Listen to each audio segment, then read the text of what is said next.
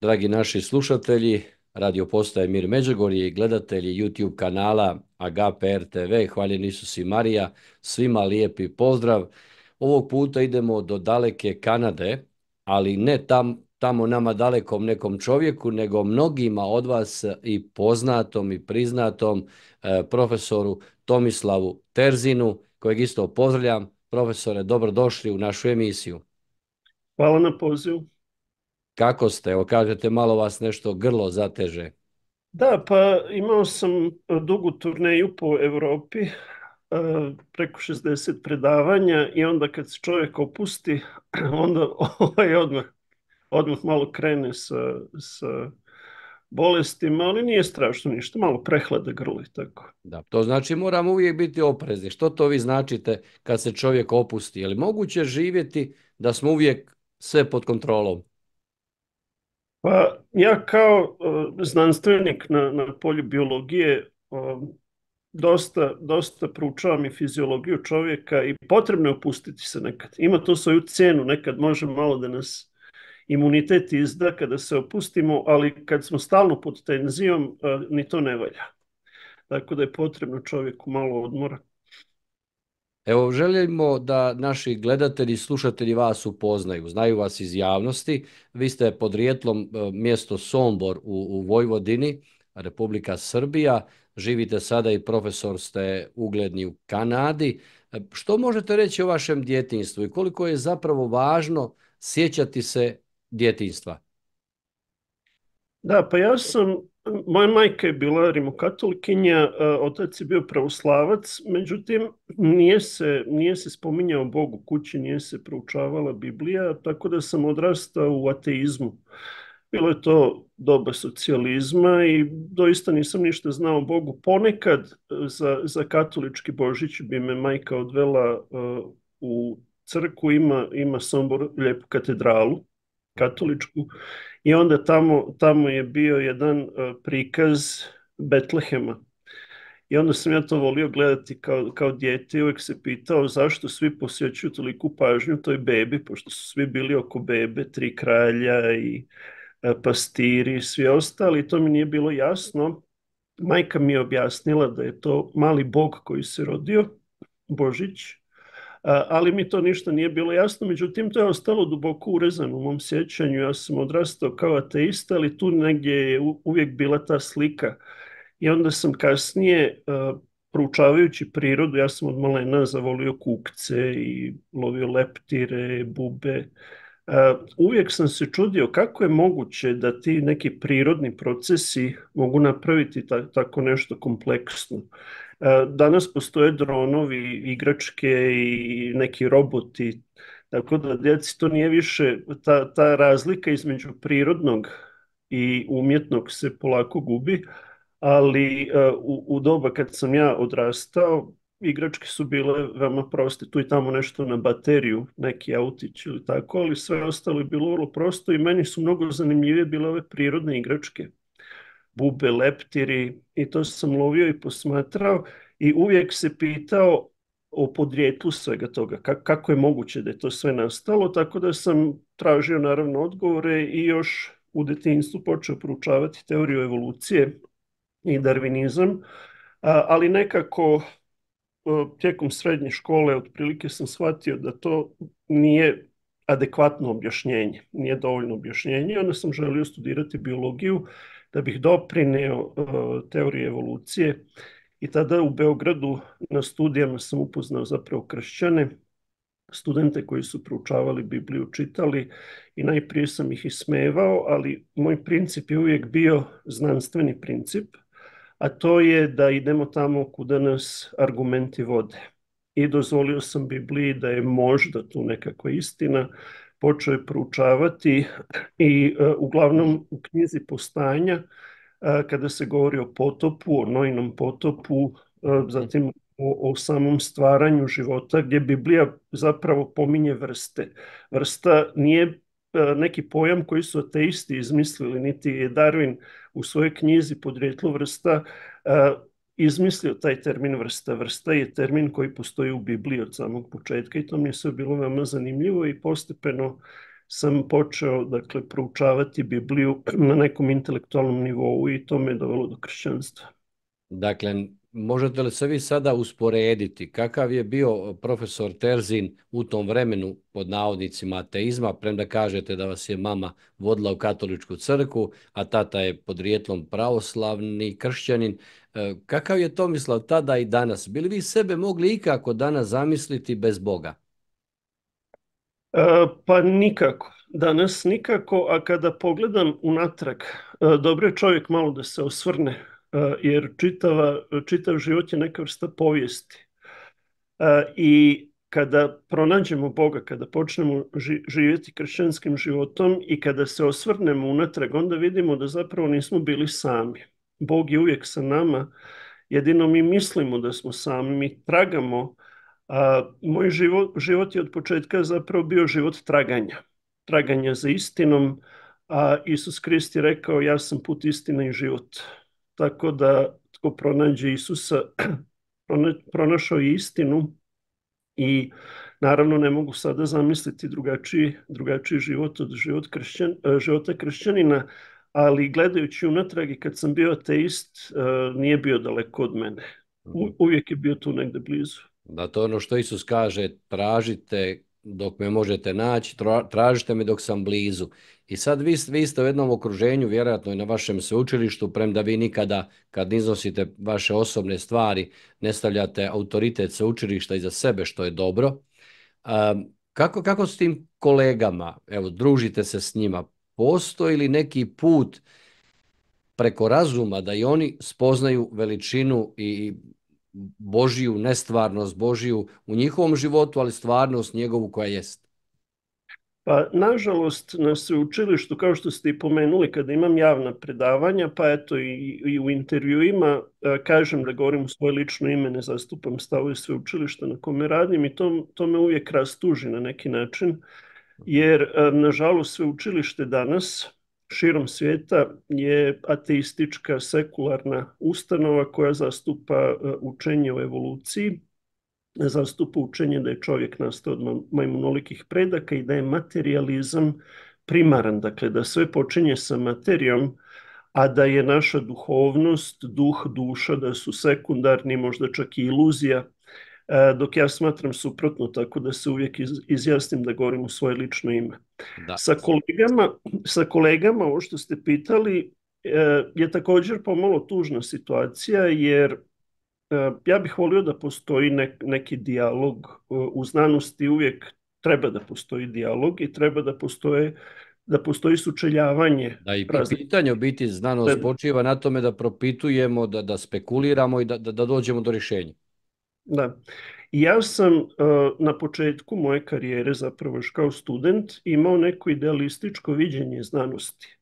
Da su znanstvenici ljudi otvorenog uma koji doista tragaju za objektivnom istinom.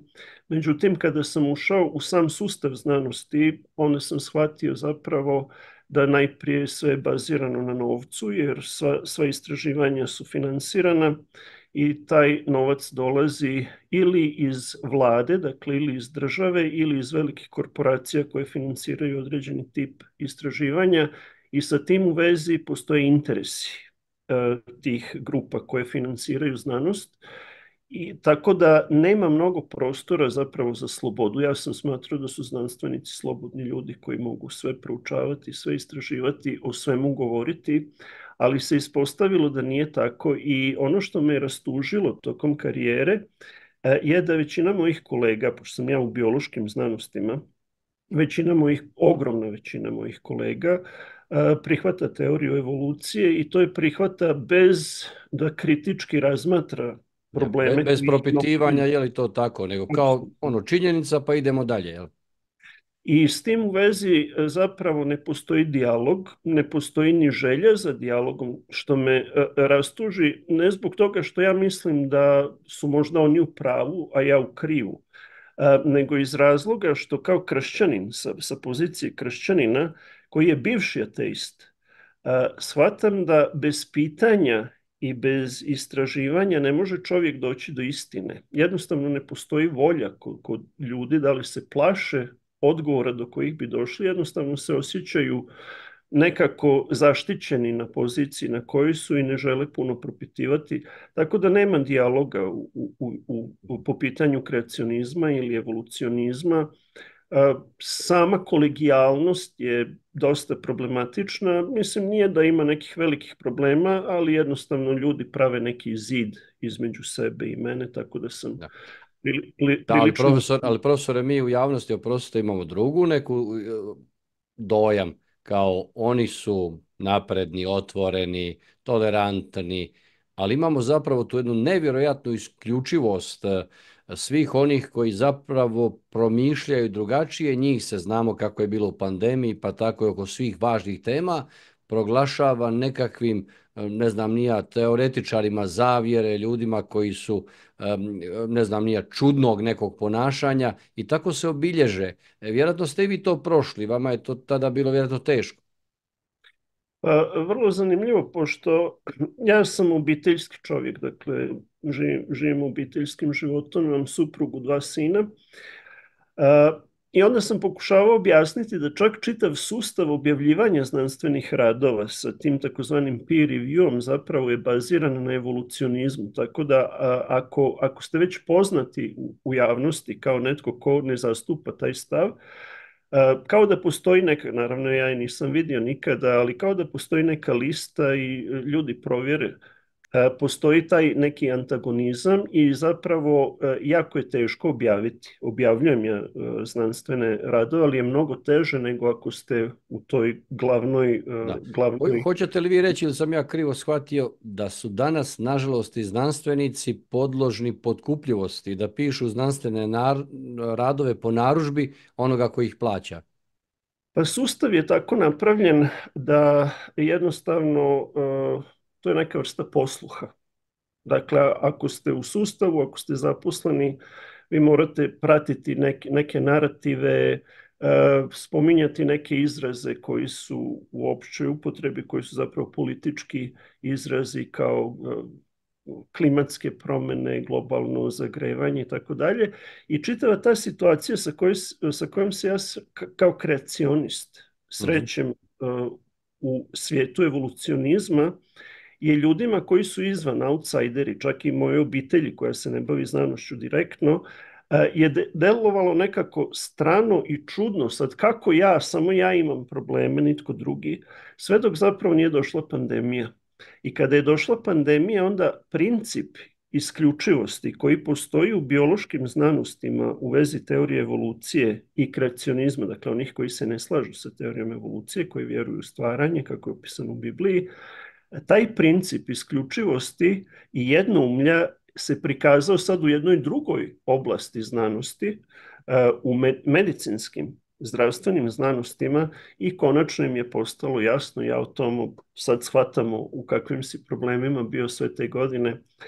Tako da je meni zapravo sa tom pandemijom postalo lakše bar objasniti meni najdražim ljudima u kakvom to znanstvenom svijetu ja svo vrijeme pokušavam da plivam. Da. Je li to sve kad saberemo zapravo neka borba protiv Boga? Jer priča o tome da čovjek nije stvoren na Božju sliku, kako nas knjiga Postanka lijepo upućuje, nego da smo mi majmunoidi, Darwinova teorija i tako dalje. Je li to zapravo drugi oblik zapravo obračuna s Bogom koji bi trebao upravljati svijetom i svim stvorenim? Da, pa pomenuli ste taj termin teorija zavjere. I zavjere zapravo, i čitav taj termin je vrlo mudro skovan da bi zapravo anulirao ili učutkao one koji postavljaju pitanje. I onda kada to je meta, obilježavanje kao metom neprijatelje.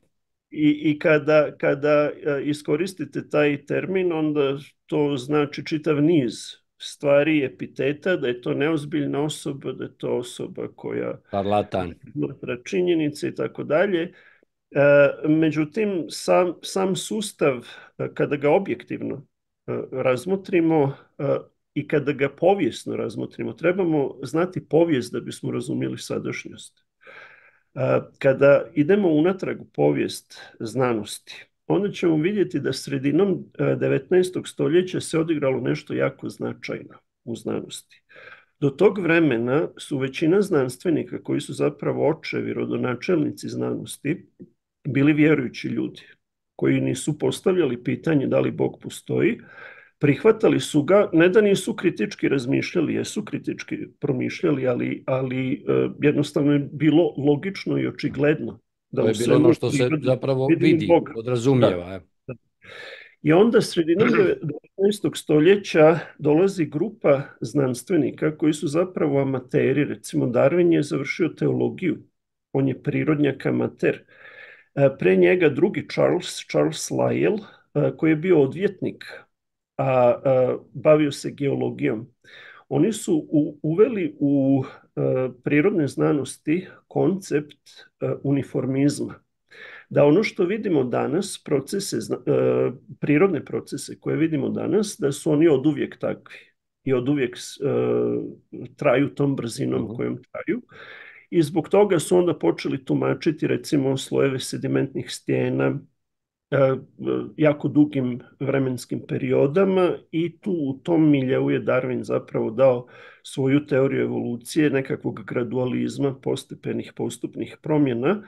I čitav taj sustav, kako je zapravo usvojio znanost, je, kada razmislimo o tome, vrlo čudesno. Dakle, to su bili amateri, neka vrsta outsidera. Da, ali njih se nije proglašavalo da su šarlatani i ne znam, ja neki ljudi, jer nisu bili te struke. Teoretičari zavjere, da. Da, Očigledno ih je sustav podržao.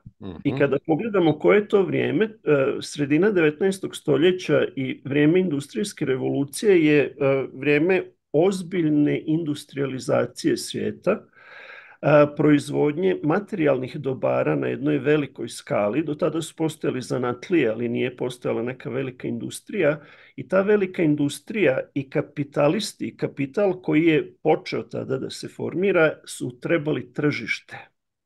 A da bi dobili tržište materijalnih dobara, ljudi koji su većinom bili kršćani, sada su trebali postati materijalisti, fokusirani na ovaj život, ne na vječnost, nego na ovaj život i prikupljati materijalna dobra, okružiti se materijalnim dobrima sada, ne gledati na budućnost, ne gledati na milost, na milost prema siromasima, raspodjelu i tako dalje, nego grabiti za sebe.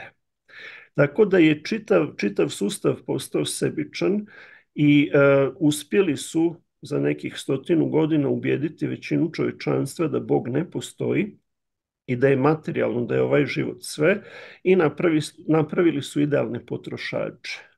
To je zapravo, po mom viđenju, možda nisam u pravu, naravno ne mogu sve znati, ali po mom viđenju glavni razlog zašto je teorija evolucije došla na scenu i zašto se grčevito održava, jer još uvijek živimo u takvom sustavu materijalizma i nekakve hiperprodukcije materijalnih dobara. Kada se promeni paradigma, ako se promijeni paradigma čitave životne filozofije, onda će možda doći vrijeme da ponovo revidiramo stavove starih znanstvenika koji su znali i podrazumijevali da je Bog stvoritelj, ali jednostavno živimo u takvom vremenu, takvom sustavu koji podržava po cijenu bilo čega teoriju evolucije, iako znanstvene činjenice nisu na njenoj strani. Da, ali ne može doći do izražaja ta druga strana, evo vaša i od nas, jer mi smo, kažem, neki zatucani, zaostali ljudi, jer ako ne kažemo da smo od majmuna, onda mi nismo ljudi. Koji paradoks. Da, debata je potpuno blokirana, znanstvene činjenice su potpuno blokirane, tako da ne može čovjek mnogo učiniti, ali je najtužnije to što zapravo posluhom ljudi unutar sustava postaju dio samog sustava. Jer kada bi veći broj ljudi rekao pa stani malo, činjenice govore drugačije, kada se ne bi plašili za svoj posao ili tako nešto, onda bi se nešto i mijenjalo. Ali jednostavno ljudi... Da, to je strah, u biti sve se svede na strah za egzistenciju i o tome mnogi govore. Evo, dragi naši slušatelji i gledatelji, profesor dr. Tomislav Terzin, idemo sad malo vratiti na Bibliju, jer čini mi se ako niječemo Bibliju koja je knjiga života, knjiga vječnog života, kaže visjeli su o Isusovoj riječi. Koliko, profesore, danas mi možemo uopće Bibliju primijeniti praktično u našu svagdašnjicu u vremenu o kojem govorimo, gdje je materijalizam, komercijalizam, potrošači, banke. Bog govori o vječnom životu, a ljudi stalno teže onom zemaljskom životu. Kako vi to gledate? Biblijska postavka čovjeka. Mene je kao bivšeg ateista Biblija fascinirala. Dakle, ja sam se zaljubio u Bibliju kao Božju riječ i iako i preko prirode sam upoznao Boga, stvoritelja, Biblija je fascinantna za mene jer je nadljudska knjiga, dakle nije čovjek mogao napisati. Jesu ljudi pisali, znamo pisce Biblije, ali taj Božji duh koji je u Bibliji i koji spaja knjige Biblije i učenje Biblije nevjerojatan. Za mene lično, dakle, zašto ovaj svijet ne poznaje Bibliju? Pa zato što je ismijeva, jer teorija evolucije i ateizam a priori odbacuje bilo kakvu mogućnost postojanja Boga i onda ljudi ni ne razmatraju Bibliju. Neko je tradicionalno možda ima u kući na polici, ali je slabo čita. Biblija za sebe govori da je Božja riječ, a Božja riječ je sila kojom je Bog stvarao. Kada otvorimo postajanje, Bog je stvarao svojom rečju, zapovedio je i to bi postalo. Tako da Božja riječ ili logos ima jako duboko filozofsko značenje. Osim toga, riječ je informacija. Tako da nam Bog otkriva kroz tisućljeća, ne koristeći neki suhoparni znanstveni jezik, ali govoreći o suštini, otkriva nam zapravo da je suština svijeta u kome živimo i nas samih nije materijalna suština, nego je duhovno informatička suština koja dolazi od samog stvoritelja.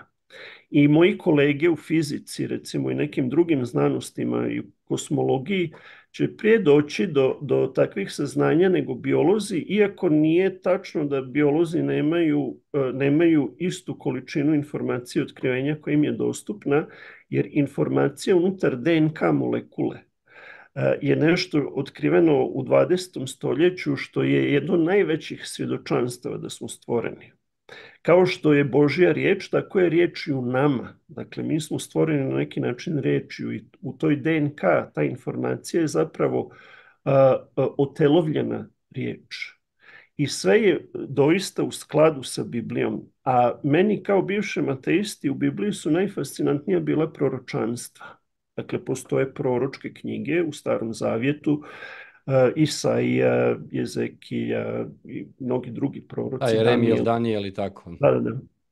I proučavajući te knjige, naravno uz neke biblijske komentare, ne može čovjek, ja nisam teolog po naobrazbi, znanstvenik sam, ali uz neke teološke komentare i tako dalje, proučavajući Bibliju, fantastične stvari koje su opisane unaprijed. Tako da je Biblija jedinstvena knjiga po tome što nam daje kompletnu povijest čovječanstva. Dakle, u znanosti povjesničari lutaju. Možda je bio čovjek tamo, možda je nastao ovdje, ne znaju kako se zvao. U Bibliji imamo ime prvog čovjeka, Adama, i prve žene Eve. Imamo imena njihove djece, imamo rodoslove koje kasnije možemo genetički pratiti. Dakle, mi danas imamo toliko razvijenu genetiku da možemo genetikom potvrditi istinitost Biblije. Dakle, od samog početka Biblija pokriva čitavu povijest čovječanstva i sadašnjost i ide u budućnost. Dakle, Biblija od početka do kraja ide i objašnjava i budućnost. Ta budućnost koja je uglavnom opisana u Ivanovom otkrivenju, danas bi je mogli okarakterizirati kao teorija zavjere. Jel' tako? Da, najviše tome sliči, jer ljudi će reći kakav propast svijeta, kakav zmaj, kakve slutnje. Naravno, tako da ono što je u Bibliji, pogotovo u otkrivenju, na samom kraju i na početku, dakle postanak, su najfascinantniji. Naravno, kroz čitavu Bibliju, recimo i Job, knjiga o Jobu, mnoge druge knjige. ali su meni proročanstva najfascinantnija, jer kroz njih se zapravo vidi da netko zna sve od početka i javlja nam kraj od samog početka. Što znači da Bog u svome sveznanju je iznad svih tih nekakvih sila koje nas straše u ovom našem životu i može nam dati mir i pouzdanje. Dakle, iz Biblije se može jako mnogo toga naučiti i ne trebamo biti iznenađeni bilo kakvim povijesnim razvojem. Bog nam je sve unaprijed javio. Da. Jer možemo li sada, kaže nam tamo Božja riječ, Isus Kristo evanđelju, čitanje znakova vremena. Što su, profesore, danas onda ti znakovi vremena, evo i knjige otkrivenja, što po vama se događa čovječanstvu i što bi trebalo staviti naglasak, čega se pripaziti, čuvati, evo, u kakvoj smo sad fazi? Pa što se tiče kraja povijesti, u Bibliji to provejava kroz čitavu Bibliju, ali je najočiglednije u Matejevom evanđelju 24. poglavlju, gdje su učenici pitali Krista kakvi su znaci njegovog ponovnog dolaska i onda im on objašnjava kroz čitavo 24. poglavlje Mateja. Također u otkrivenju Ivanovom dobar dio je zapravo eshatološki, govori o budućnosti, o završetku povijesti, i u Starom zavjetu u Danijelovom proročanstvu. Dakle, Danijelovo proročanstvo mnogo govori o čitavom sustavu ovozemaljskih carstava kroz povijest i kako su ona međusobno povezana i kako će se sve završiti uspostavljanjem Božijeg vječnog carstva. Tako da su to neke knjige koje najjasnije na neki način tumače budućnost i uvijek su kršćani postavljali pitanje gdje smo mi u toj povijesnoj skali. Kada čitamo djela apostolska, onda se vidi da su i sami Kristovi učenici vjerovali da će njegov drugi dolazak biti još za njihova života. Vidimo apostol Pavao misli da kaže mi koji živi u Efešćanima, poslanici, mi koji živi dočekamo. I ta nada, to je blažena nada, ona uvijek postoji i naravno prošlo je 2000 godina i onda oni uniformisti, dakle evolucionisti, i to Biblija govori o tome da će se rugati i kazati gdje je obećanje njegova dolaska, jer od kako oci pomriješe sve je isto. Dakle, taj koncept uniformizma je prorečen u Bibliji, međutim, Biblija ide korak dalje. Da, izgleda kao da je sve isto, ali je pred Bogom jedan dan kao 1000 godina i 1000 godina kao jedan dan, tako da možemo reći da pred Bogom Isus Krist je otišao prije 2 dana i doći će vrlo brzo. Sami znaci dolaska koji su opisani u Bibliji, trebamo biti oprezni sa njima, bar je to moje mišljenje tako, jer su kroz povijest ljudi imali tendenciju da kažu sad je, tu je, sad dolazi. To je jedna krajnost i onda se razočaraju. Dakle, ne dođe tada i ljudi se razočaraju. A druga krajnost je potpuno odbaciti pa kazati knjiga otkrivenja je zapravo knjiga skrivenja i ne trebamo je proučavati. To su neka dva ekstrema. Trebamo proučavati, trebamo se pripremati za gospodinov dolazak, ali istovremeno trebamo imati na umu da naš život je kratak i mojom smrću zapravo moja borba na ovom svijetu je završena.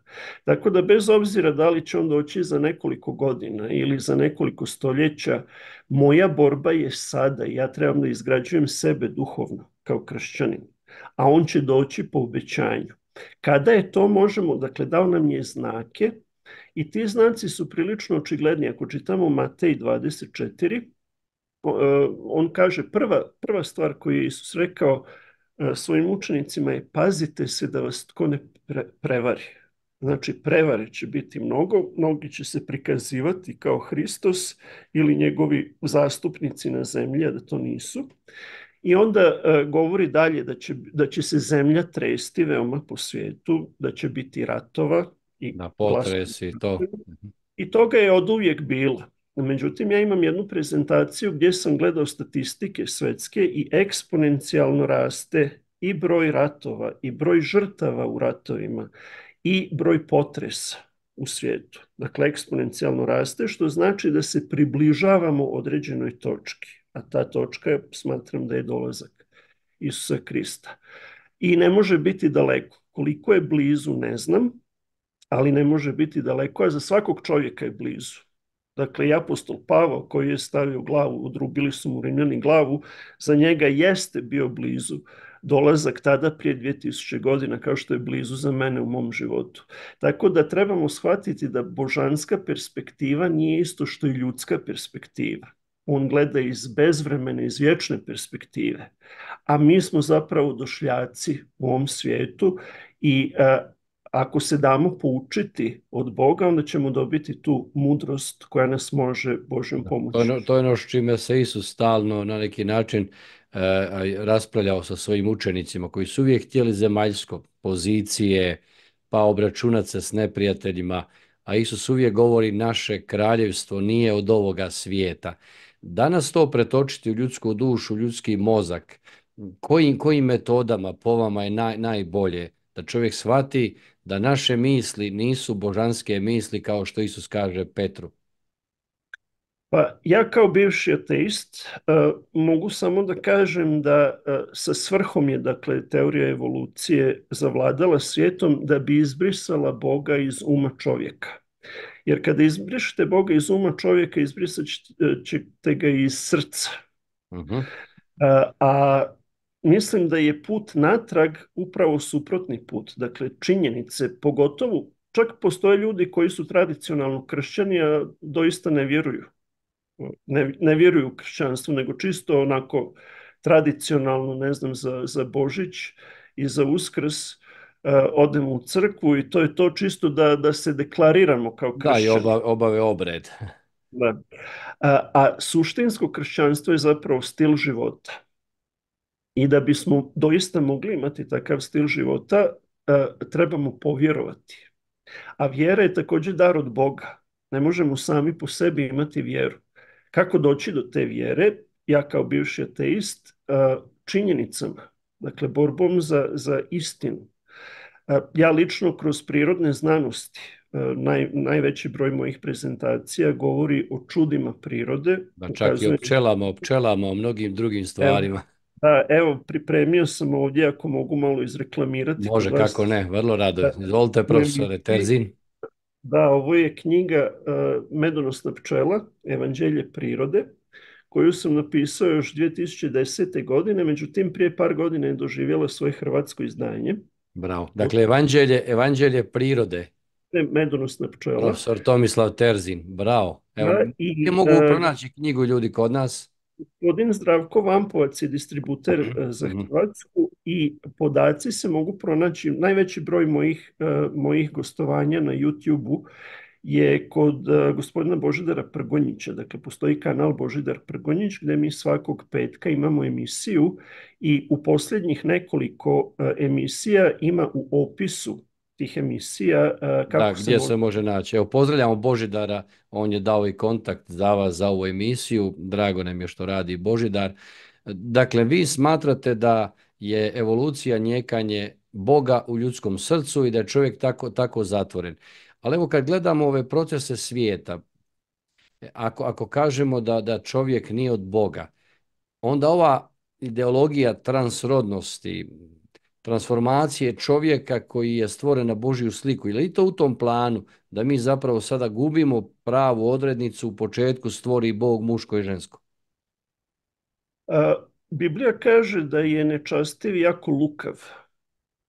Ne možemo reći da je mudar jer mudrost dolazi od Boga, ali neka lukavost kojom uspijeva vladati, gospodariti ovim svijetom i čovjek sam se ne može odupreti. Međutim, uz Božju pomoć može. Sama teorija evolucije, kada je razmotrimo ovako površinski, nema nikakve veze sa religijom. Međutim, ateizam je sam po sebi religija i odricanje pravog Boga ostavlja prostor u čovjeku, jer čovjek kao stvorenje stvoreno po Božjem obličju ima potrebu za Bogom, ima potrebu za službom pravom Bogu. Ako tog pravog Boga izbrišemo iz srca čovjeka, on će tu potrebu zamijeniti nečim drugim. To smo vidjeli najlepše u vrijeme komunizma i socijalizma. Ja sam bio mali dečak u Titovo vrijeme gdje pioniri, svi ostali, štafeta mladosti i tako dalje, slavili smo čovjeka kao Boga. Da. Dakle, ako nema Boga, onda nalazimo neko drugo božanstvo. Ne mora to biti čovjek, ne mora biti neka ličnost, može biti moja profesija, može biti čak i neka pozitivna stvar, moja obitelj, ali bitno je da nam je Bog na prvom mjestu. To je Božja zapovjed da nam je on na prvom mjestu. I kada zamijenimo Boga nekim idolom, bilo što taj idol bio, onda smo na pogrešnoj nekoj tračnici Mhm. koja nas ne vodi u vječni život. Kako se vratiti i kako taj čitav sustav, sada kada bih ga oslikao sa svih mogućih strana, trebalo bi nam jako mnogo vremena i mogao bi čovjek steći dojam, a ja sam paranoidan. Dakle, ja u svemu vidim nekakvu zavjeru i tako dalje. Ne, nisam teoretičar zavjere, čisto govorim o činjenicama, o znanstvenim činjenicama i nažalost se pokaže u najvećem broju slučajeva da sam bio u pravu. A ono što su bile teorije zavjere, nakon par godina zapravo postaje mainstream znanost. Tako da nešto što su ljudi, i to se zaboravi, zato što mass mediji formiraju javno mnijenje na jedan vrlo zanimljiv način. I jako je teško plivati u svemu tome. Teorija evolucije kao sama po sebi je neka vrsta znanstveno-filozofskog fenomena, ali je očigledno promovirana sa određenim ciljem koji je postignut u svijetu. Dakle, 90% znanstvenika su ateisti danas u svijetu. I čitav taj mekanizam zapravo je tu da bi odvojio čovjeka od Boga. Da to znači da zapravo s jedne strane imamo neobičnu, čudnu situaciju koja ne bi trebala takva biti.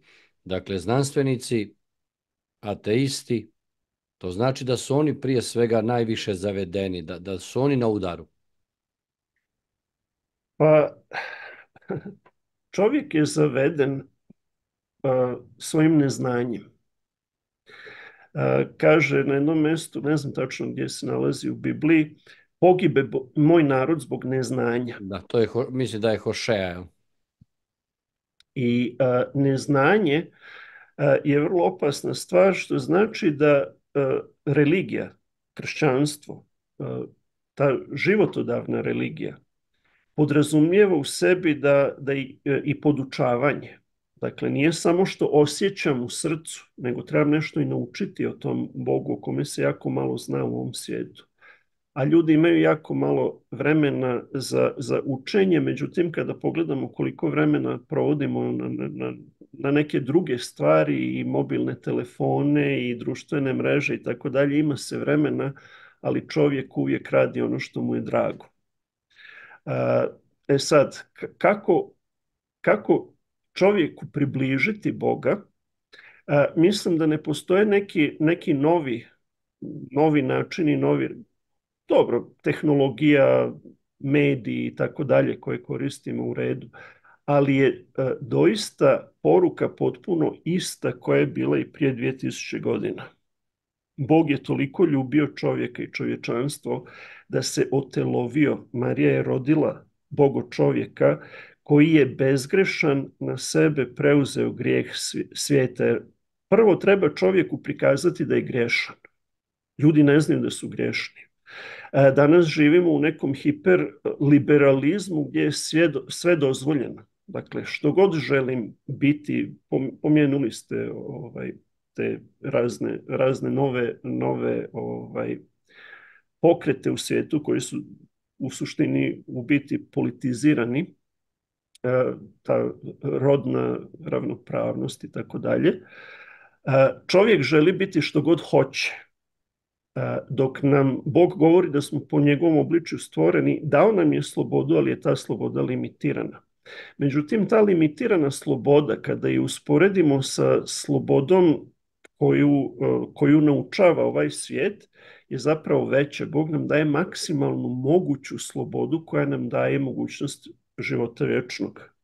Ova sloboda koju ovaj svijet nudi možda je veća, možda je šira, ali je kratkog vijeka. Ljude treba najprije nam pokazati da smo grešni. Ateist ne vjeruje da je grešan, da postoji grijeh. niti razumije šta je grijeh. Grijeh je prekršaj Božjeg zakona, a plata za grijeh je smrt u Bibliji. Tako da smrt kao najveći teret čovječanstva je možda najjednostavniji put da čovjeku objasnimo da postoji izbavljenje od smrti. Da Bog koji je ljubio čovjeka je došao da svojom smrću pobjedi smrt i da nam ponudi život vječni.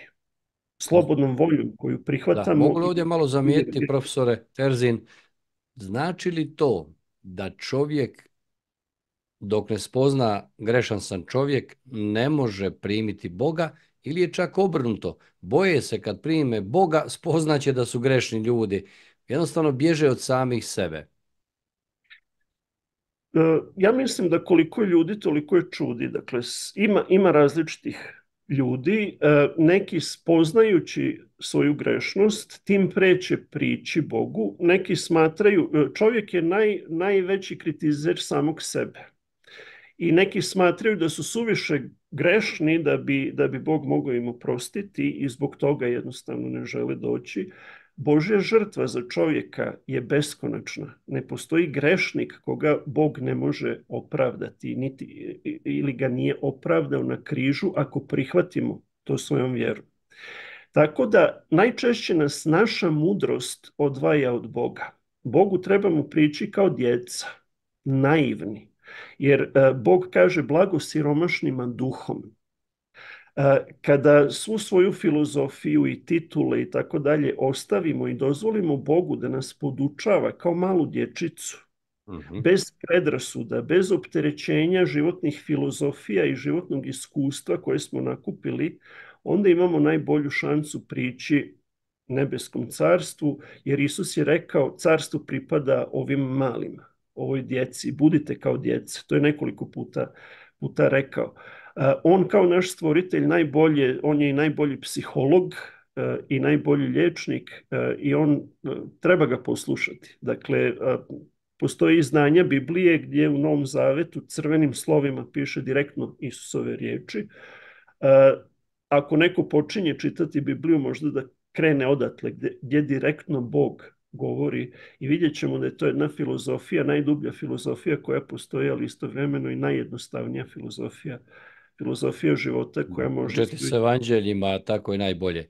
Ajde malo ćemo sada prijeći na ono što ste komentirali i objavili jedan video. Vi ste se više osvrnuli na zatvaranje olimpijskih igara u Parizu. Znamo što se dogodilo na otvaranju gdje se zapravo izrugivala Euharistija Isusa Krista, presveto tajstvo, ali vi ste se više osvrnuli na zatvaranje. Pa možemo li evo ukratko kazati ljudima što ste vi tamo bitno zamijetili i koje su to bile sublimirane tajne poruke koje su se mogle iščitati u zatvaranju takvog jednog velikog svjetskog događaja?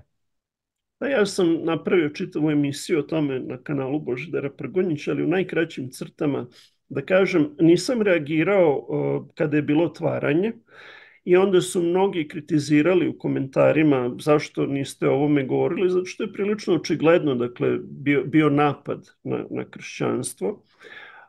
Tako da se tu nije imalo mnogo šta komentirati. Međutim, zatvaranje olimpijade nije naišlo na neku veliku buru u svijetu. Da, možda su se ljudi već malo ispucali na otvaranju, pa kasnije zašuteli. I ja osobno. Mnogi, ja mislim, nisu zapravo razumjeli o čemu se radi. Jer na zatvaranju, sama ta ceremonija, sam program zatvaranja olimpijade počinje jednim neobičnim scenskim prikazom gdje jedan kostimirani čovjek se spušta na nekoj žici sa velike visine na zemlju u potpuno zlatnom kostimu i on tamo nešto izvodi. Na tlocrt, dakle na stadionu, je bio svijet, čitava mapa svijeta i on se spušta u Severnu Afriku, otprilike negdje gdje su piramide, velike piramide. I zatim se spuštaju nekakvi ljudi u sivim kostimima sa nekim izduženim glavama koji podsjećaju zapravo na izvanzemaljce. I ljudi često ne povezuju Bibliju i učenje o izvanzemaljcima i to je jedna priča koja traje dobar dio druge polovine 20. stoljeća i ljudi koji su se bavili letećim tanjurima, izvanzemaljcima i tako dalje, su također tradicionalno označavani kao ljudi koji nemaju mnogo veze sa realnošću i to je na neki način isto označavano, mada tada još nije bio termin iskovan teorija zavjere, ali ono što Biblija otkriva je da je borba između dobra i zla duhovni rat između Krista i Sotone, u kome čovjek se samo zatekao. Nije se samo zatekao, jer nas je Bog stvarao u uvjetima pobune. Već u rajskom vrtu imamo drvo poznanja dobra i zla i imamo zmiju, što znači da postoji već taj alternativni koncept. Već je sukob u toku, sukob koji je bio na nekakvoj duhovnoj razini prije nego što je čovjek uvučen u njega. I Biblija otkriva da je Sotona pali anđeo, heruvim zaklanjač, jedan od najviših u anđelskoj hijerarhiji, povukao za sobom u pobunu protiv Boga 1/3 anđela.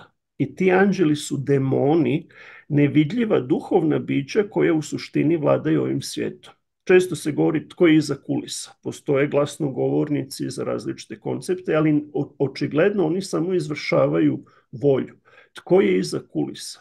Biblija otkriva da to nisu ljudi, nego duhovna bića koja doista iza kulisa vladaju ovim svijetom, koji su, nažalost, naši praroditelji Adam i Eva predali protivniku čovjeka.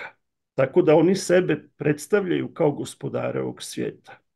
I zatvaranje olimpijade je zapravo jedan prikaz u kome se otkriva. Naravno, čovjek koji a priori ne vjeruje u postojanje Sotone ili u postojanje izvanzemaljaca, koji zapravo nisu izvanzemaljci, nego su pali duhovi koji se mogu teloviti, neće razumeti o čemu se tu radi. Ali zapravo ono što se dogodilo na zatvaranju je da oni pokazuju kako grade ovaj svijet. Čak i modernu olimpijadu, tih 5 krugova olimpijade, su ti sivi na neki način izgradili, sastavili i na kraju svojim tijelima formiraju piramidu, na čijem vrhu taj čovjek u zlatnom kostimu konačno sjeda. Dakle, zapravo ne sjeda, nego staje na vrh te piramide. Tako da sustav ovog svijeta, vlasti ovog svijeta, kroz čitavu povijest, praktički od neuspjeha Babilonske kule, pošto Biblija govori o gradnji Babilonske kule, gdje je čovjek hteo ujediniti i napraviti novi svjetski poredak tek nekih 4 stoljeća nakon potopa i Bog ga je osujetio u tome. Pomeo jezike ljudima i rasijao ih po čitavom svijetu. Tako da od tada ljudi ratuju jedni protiv drugih. I kroz povijest je bilo pokušaja da jedan vojskovođa ujedini cijel svijet pod nekim svojim čizmama ili u svom sustavu. Možda su Rimljani najdalje otišli i uspjeli koliko se moglo, ali ni jedan kroz povijest, niti Napoleon, niti Aleksandar Veliki i tako dalje, nisu uspjeli ujediniti cijel svijet. Prema tome, Bog je doista učinio veliku štetu novom svjetskom poretku u gradnji Babilonske kule. Bilo je potrebno 4000 godina da se kockice spoje i da se kula, koja je sada duhovna kula, duhovna ali protiv Boga, izgradi. I ona se gradi postepeno i kako ide sve više i više, vjerojatno smo tu negdje u završnom dijelu gradnje svijeta kao jednog sustava koji je u biti protiv Boga. I otkrivenje... To je ta piramida koju vi kažete, formiraju. Kad govorimo o tu piramidu, znamo da je ona često i simbol masonskih loža, slobodnih zidara. Je li oni uglavnom stoje iza toga, premda je teško to imenom, prezimenom reći?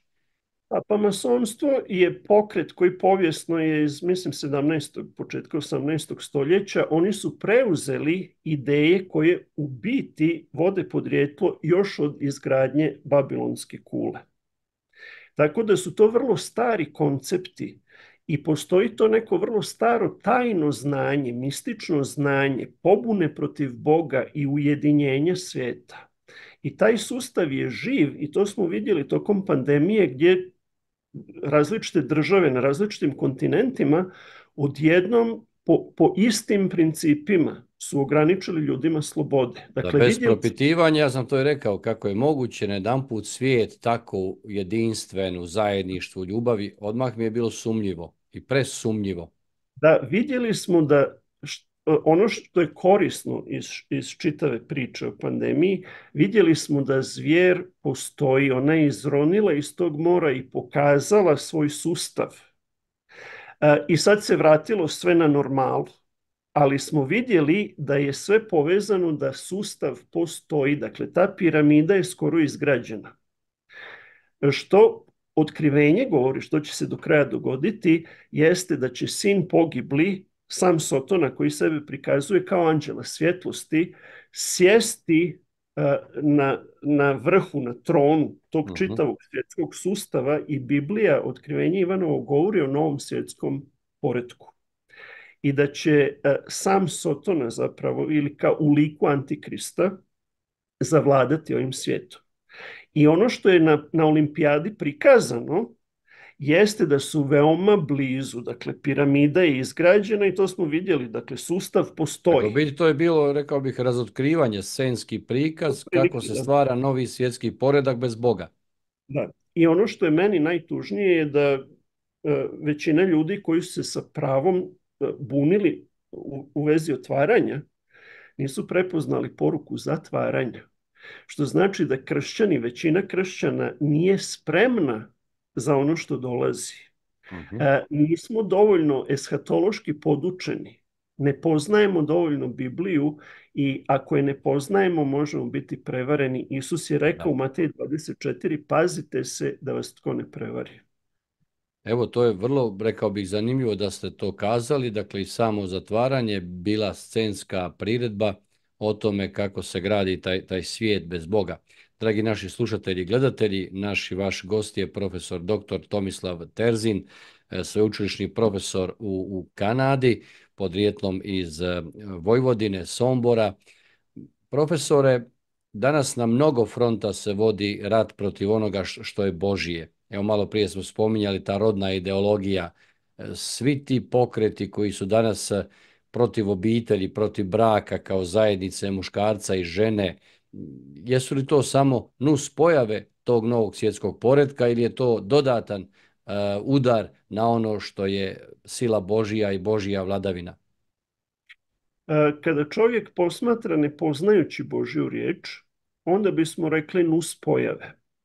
A ako svoj život baziramo na Božjoj riječi, onda ćemo vidjeti da je ustanova braka uspostavljena u samom Edenskom vrtu prije čovjekovog pada u grijeh. Bog je stvorio čovjeka kao muško i žensko i u toj svetoj zajednici braka im je dao blagoslov da se rađaju i množe. I ne moramo biti neki vjernici, dovoljno je biti znanstvenik i proučiti statistike koliko bolje i kvalitetnije djeca odrastaju ako je brak očuvan, ako je obitelj očuvana, nego ako imaju samo jednog roditelja. Da, ali tu će roditelji reći ima moje dijete sve, imamo to, gotovo više ne smije se izgovoriti da djeca nemaju jednak odgoj ako nisu u bračnoj zajednici, jer će reći da je to govor mržnje. Da, nažalost u takvom sustavu živimo danas. Čovjeku je potrebno da ima oba roditelja i to ne jednog roditelja za jedan tjedan, pa onda drugog roditelja za drugi tjedan, nego da živi u zajednici ljubavi, u toj obiteljskoj zajednici ljubavi. I ako čovjek to nema, onda ne možemo odrastati na normalan način, dolazi do raznoraznih devijacija, čovjek dolazi do otuđenja od samog sebe i to je čitava jedna lavina, čitav jedan mekanizam koji zapravo pokazuje da iz generacije u generaciju čovječanstvo ima sve veće probleme, a ima ih zato što sama srž, sama ta jezgra čovječanstva koja treba da je obitelj je napadnuta. I to nije nuspojava, to je jedan od ključnih napada Dakle, e, plan. je upravo taj. Upravo taj i onda možete vladati ljudima, a pri tome im date punomoć da oni imaju pravo se buniti, da im niko ne smije ništa reći i tako dalje. I ljudi u svojoj frustraciji onda još napadaju one koji konzervativno pokušavaju održati svetost obitelji i ono što je Bog rekao da je dobro za čovjeka. Tako da je to, ja sam rekao, Sotone jako lukav. Nije mudar, ali je lukav.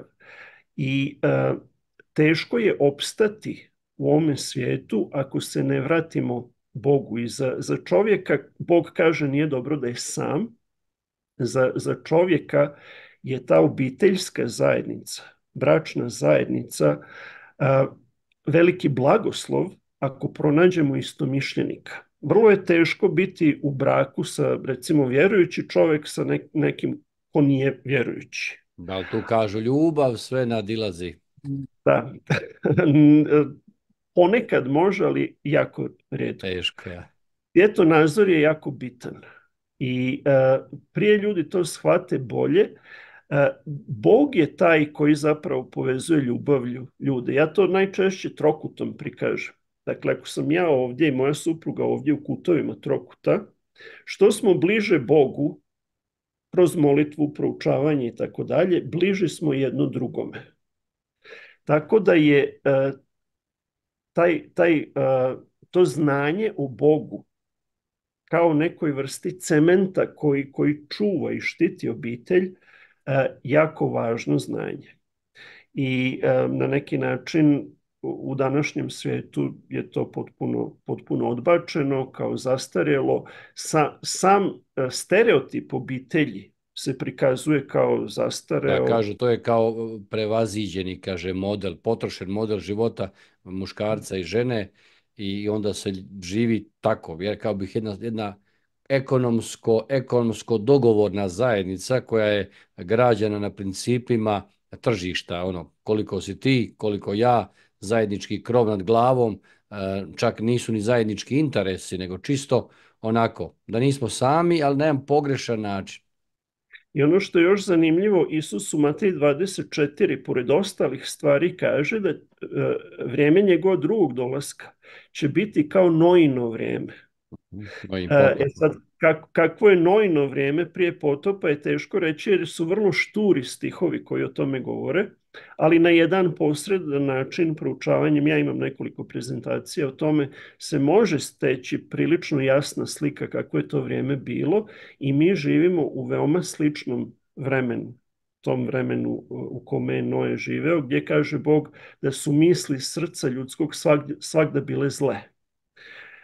I dolazak Sina Božijeg zapravo znači kraj ovozemaljskog sustava, ovog svijeta. Tako da kršćani ne treba da se raduju, jer dolazak Sina Božijeg je zapravo dan plača kada će ovaj svijet...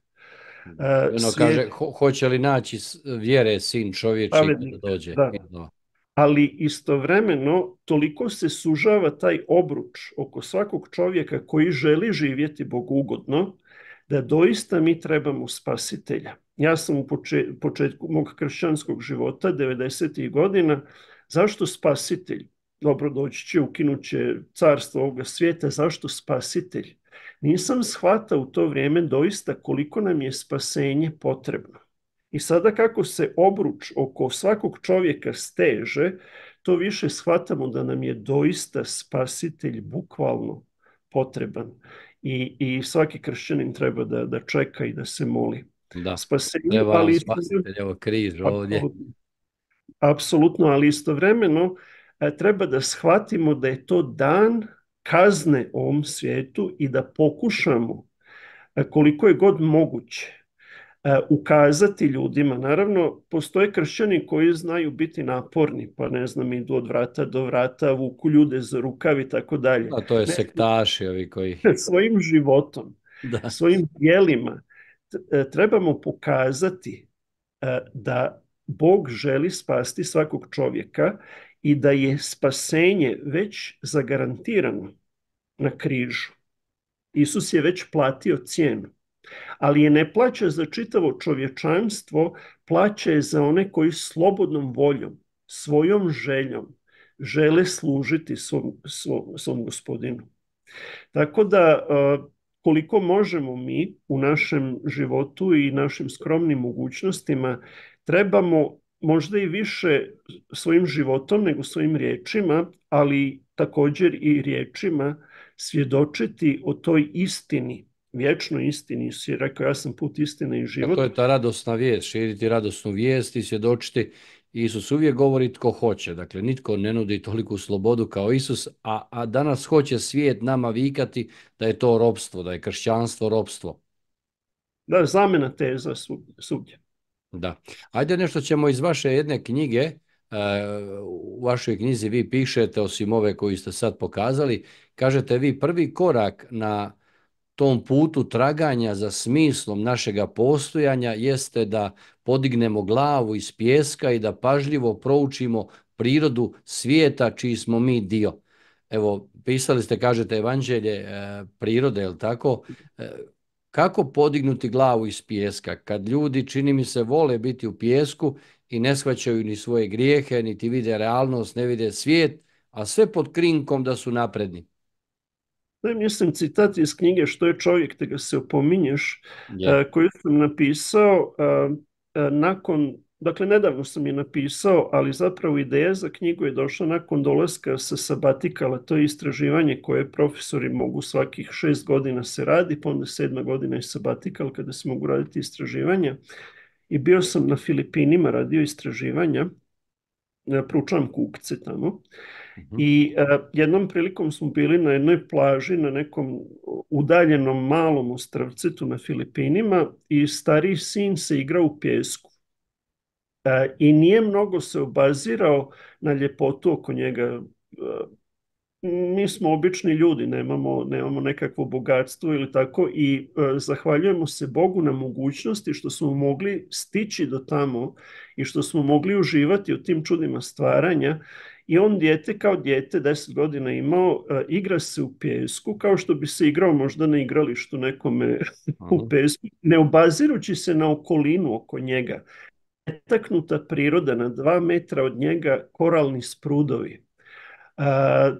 Jedna fantastična slika koju sam uzeo za naslovnu stranicu knjige i zapravo sam onda shvatio da nije to samo to dijete koje se igra i ne obraća pažnju, koliko smo trebali dobiti blagoslova i koliko je sve to koštalo stići tamo i koliko truda i koliko je sam Bog mnogo kotkica poslagao da bismo mi kao obični ljudi uspjeli tamo otići i raditi istraživanja i sad se on tamo nešto igra u pijesku i onda sam shvatio svi mi ljudi smo takvi. Svi mi ljudi smo zapravo djeca u negativnom smislu koja su usredsređena na ovaj život, da li ću izgraditi 1 kuću ili 5 kuća, na sticanje tih dobara što nas je zapravo sustav, taj evolucionistički sustav naučio materijalizmu, dok zapravo jedino što je potrebno je podići glavu iz tog pijeska i osvrnuti se i vidjeti svijet i blagoslove koje je Bog stvorio za čovjeka. Mi danas uništavamo ovaj svijet sistematski, dakle sustavno ga uništavamo i šume i prirodu i sve, ali svijet koji je Bog stvorio za čovjeka, Biblija kaže da je za čovjeka sve stvoreno, tako je neverovatan blagoslov koji smo dobili. I svaka hrana, svaki plod, prirodni plod, sve je to blagoslov. Zrak koji udišemo, voda koju pijemo, sve smo zatrovali. Ali nam sve na jedan fantastičan način dolazi od Boga i ono što je potrebno čovjeku je samo da podigne na trenutak glavu iz tog pijeska svakodnevice i da vidi stvoritelje i ne samo stvoritelje nego ljubav kojom je Bog stvorio svijet i onda još veću ljubav trebamo podignuti glavu prema križu i vidjeti Krista raspetog i shvatiti da taj Bog koji nas je stvorio, toliko nas je ljubio da je svoju večnu prirodu ponizio do nivoa čovjeka da bi kao Bogo čovjek u ljudskom tijelu mogao sebe dati na žrtvu da svaki grešnik, svatko ko shvaća svoju grešnost, može po Božjoj milosti naslijediti vječni život. Vječno carstvo za koje Bog govori da je još takvo da ne može čovjeku u srce niti um je došlo ono što Bog priprema onima koji ga ljube. Koji ga ljube. Tako da pred nama je veliki blagoslov za koji većina čovječanstva je potpuno slijepa. I uloga kršćanina jeste da radimo i na sebi uz Božju pomoć, da ne budemo mi izgubljeni, da ne budemo mi ti preko čije će poruke drugi pronaći vječnost, a mi na putu da smo izgubljeni. Dakle, trebamo raditi i na svom spasenju uz Božju pomoć, ali isto tako na spasenju naših bližnjih. Jer sada je vrijeme da se radi. Sada još uvijek imamo slobodu, ne znamo koliko će ona trajati. Da li će sutra biti ukinuti razni mediji preko kojih još možemo objaviti Kristovo carstvo i evanđelje, ali što je zanimljivo također, ponovo se vraćam u Matej 24 i Isus završava Matej 24 sa objavit će se ovo evanđelje po cijelom svijetu za svjedočanstvo svim narodima i tada će doći posljedak, tada će doći kraj. Na posljednji čas. Prema tome, ovo što mi sada radimo, što vi radite na svom kanalu i Božidar Prgonjić i što mnogi ljudi u svijetu rade, je zapravo ispunjenje Isusovih riječi iz Matej 24. Svatko će čuti, ali nažalost svatko neće povjerovati. I jedino što možemo je da se molimo da što veći broj ljudi primi poruku spasenja i donese odluku u svom životu da će postati ozbiljan kršćanin i ispuniti svrhu koju zapravo čovjek ima, a to je da bude u skladu sa Bogom. Samo ime religija, religare na latinskom znači ponovno spajanje između čovjeka i Boga. Uspostaviti tu zajednicu. Zapodijeliti taj razgovor uvijek iznova. Evo, govorite, profesore, kako je važno okrenuti se oko sebe, divna Božja stvorenja kojima se Sveti Franjo divio i tako dalje i zaključivao, to je sve Božije, a opet kad vidimo svijet taj o kojem smo pričali, nudi nam umjetnu inteligenciju, digitalizaciju, odvodi nas od te prirode. Koliko ta umjetna inteligencija je na neki način jedno sredstvo koje mnoge može zavesti. Neću odmah reći da je sve negativno, jer ko se zna služiti možda će mu i pomoći, ali što je plan? Čemu ta inteligencija? Da smo mi nedavno vidjeli, mnogi su se sablaznili da se Dražen Petrović kao javio iz vječnosti i govori u dvorani u Zagrebu na obilježavanju njegove smrti. Nekako taj divni čovjek, čini mi se, to nije zaslužio na takav način. Pa ja ne znam točno o taj događaj koji ste pomenuli, nisam ga vidio, vjerojatno postoji na YouTube-u. Da, postoji, dakle mogu je prikazati gdje je Dražen Petrović kao dolazi u dvoranu i on se iz vječnosti javlja i njih kao pozdravlja i zahvaljuje što su se okupili i tako dalje.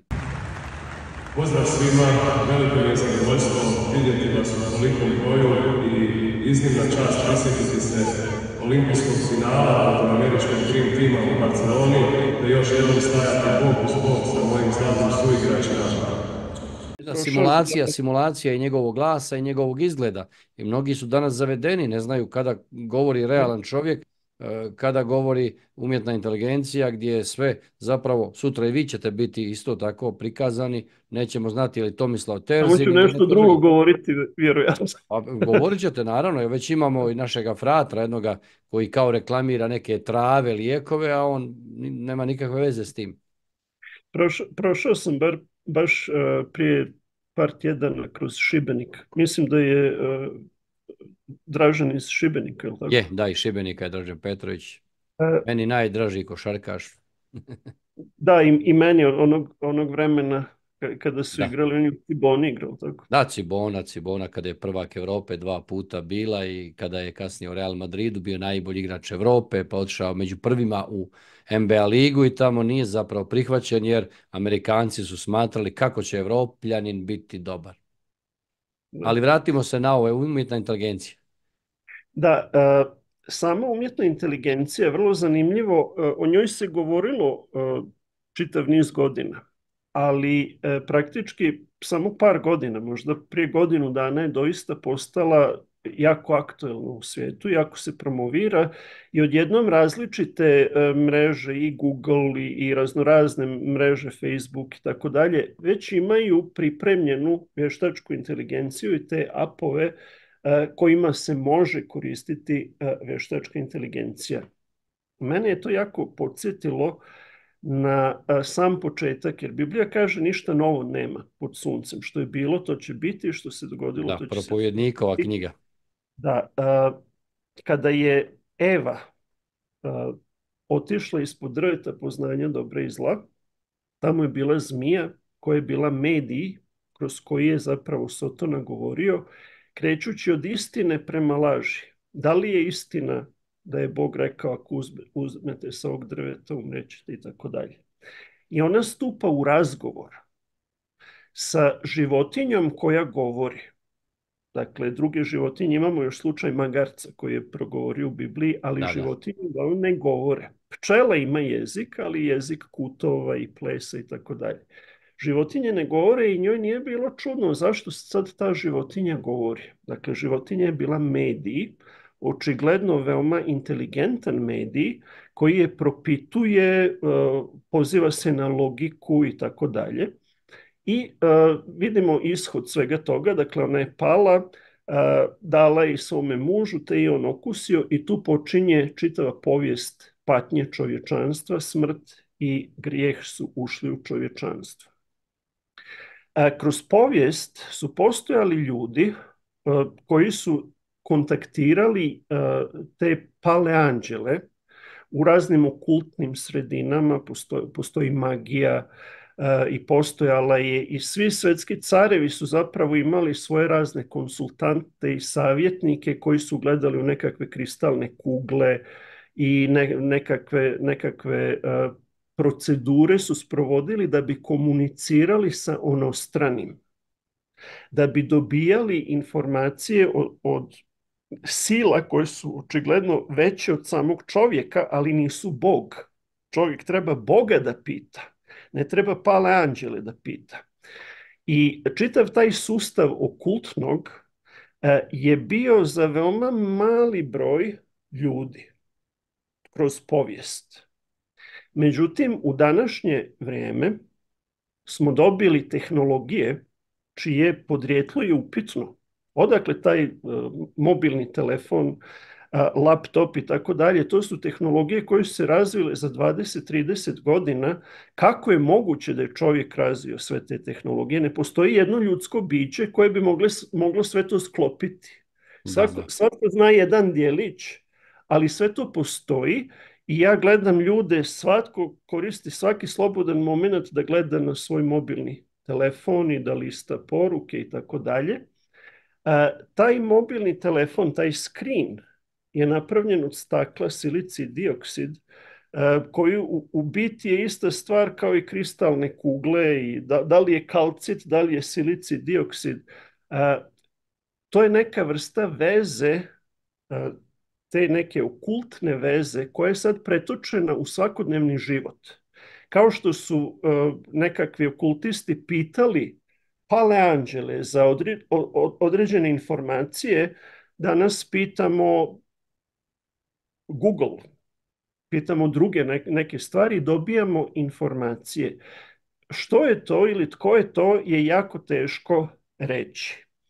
Moj lični osjećaj, pošto je sve isto kroz čitavu povijest, jeste da je za ova posljednja vremena u kojima živimo Sotona izumio način kako da masovno komunicira sa čovjekom koji je u svom neznanju i misli da pita nekakvu vještačku inteligenciju. Naravno, postoje logaritmi, postoje ti neki jednostavni sustavi koji su daleko od toga da imaju inteligenciju i lukavstvo palog i nečastivog.